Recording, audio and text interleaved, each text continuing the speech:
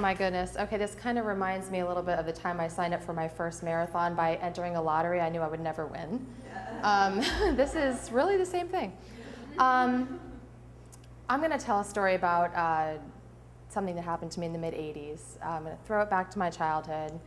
God, I'm so nervous. I'm sorry.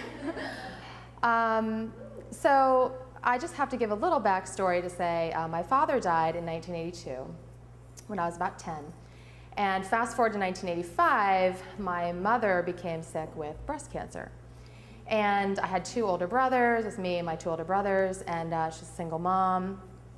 And we were in the home that we grew up in. And in 1985, when she was diagnosed, she was all like bubbly, like, we're gonna beat this, gonna get a mastectomy, it'll be fine. So in July of 1985, she had her breasts removed, and we moved forward, which at that time, was kind of a rough period. She was working as a secretary, fighting cancer, raising 3 horrible teenage children, and just trying to kind of pull her life together. So about a year later, things were going pretty good. It was the summer of 1986, and we were going on our very first family vacation, which, as you can imagine, my father having been ill and then died, and then her having cancer, we didn't do that. That was not a thing that our family did. In fact, I can't ever think of a family vacation that we ever took prior to July of 1986. So my mom took us with her boyfriend at the time, who was a great guy. He had moved in with us, and he was helping to care for her 3 super unruly and obnoxious teenagers. We all went on this family vacation to Pennsylvania, actually. We were living in New York. We went to the Poconos, and I don't know if any of you are familiar with Shawnee Mountain, Shawnee Resort. I had been there several times with my best friend and her family. They were always very gracious on their family vacations to invite me to pal around with their daughter so her younger brothers could kind of do their thing and she and I could do our thing. So I had been there, and my mother had talked to my best friend's mother, and so now we were going to Shawnee. This was a really big deal. So away we go, July 1986, up to the Poconos, and we were staying at the Lodge, which was also kind of a big deal, because when I had been there with Kathy and her family, we were always in a villa, or it was a totally different thing. So we were in this, this really nice lodge, really nice hotel room, which, again, we didn't do that. Our family, we didn't stay in hotels. we didn't go anywhere. So we were in this really beautiful resort, and the second day that we were there, my mom fell in the bathroom in our room in the Shawnee Resort, and she broke her leg. So she had to go to the hospital. They took her to the hospital, and the family vacation was in peril. We were kind of not really sure what we were supposed to be doing. My mom's boyfriend, Dave, was with her at the hospital. We had to go home.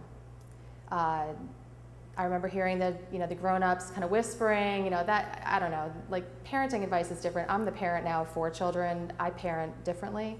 But back in the 80s, you just didn't tell kids things. You just kind of whispered over here, and, the kids were pretty much oblivious to everything. So the whispers were, the cancer's really bad. It's a good thing she broke her leg, and you guys are going home because she's so sick, it's just riddled her body. So we went home, and we were home prematurely from the vacation, which sucked. I was 13, really sucked. Everything sucks when you're 13. Trust me, I have a 13-year-old, it sucks. It sucks parenting a 13-year-old. So we went home. My mom was admitted to the hospital in Long Island, and she was really sick. I mean, we all knew it. And I think, that year between when she got her surgery and when this happened, I think we all kind of knew, but again, it was the 80s and they didn't tell kids shit. So, it was sort of the elephant in the room in our house that mom was dying. But we didn't talk about it, it just wasn't discussed. So we were home, she's in the hospital, and I was at this crossroads because I was going, the week after Shawnee, the best vacation ever, I was going to camp in Vermont, to conservation camp, which I had been to before, and it was the best camp ever. And it was such a great thing for me to go to. I had 2 older brothers. I mentioned that. That sucked. So going to conservation camp in Vermont, spending a week in the mountains, hiking, strumming the guitar, you know, it was like heaven. So I'm at this crossroads, and my mom's in the hospital. She's super sick. The grown-ups aren't telling us anything. And I'm supposed to go to camp. I don't want to go to camp, but I want to go to camp. I'm 13. Everything revolves around me, and I want to go to camp. So I'm in the hospital with my mom. You know, there's a lot of visiting going on, a lot of decision-making being made without the children. And she said to me, you know, what are you going to do? Do you want to go to camp? I'm like, what do you want me to do? I want to go to camp. I don't know. Should I go to camp? My mom says, you should go to camp. I'm going to be here when you get back. Go to camp. You love it. So I go to camp. Went to camp week after, and I'm up at camp. And about 2 days into camp, which was about the number of days we were into our vacation at Shawnee when my mom broke her leg, all of a sudden I woke up, I think it was like a Tuesday morning, and I woke up and I see my best friend Kathy standing at the edge of the lean-to. And I knew immediately, why would Kathy be in the lean-to in Vermont? My mom's dead.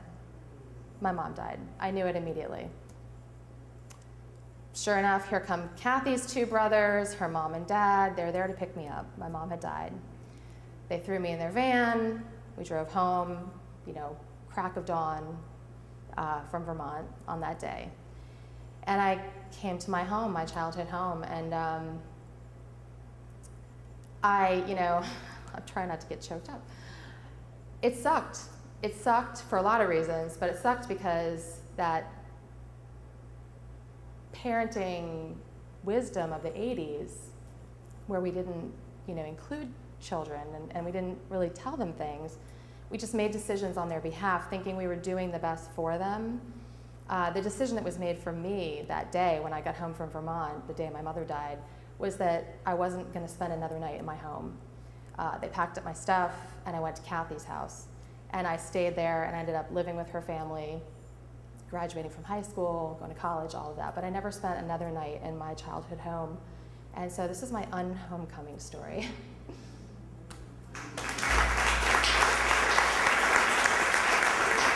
Thank you.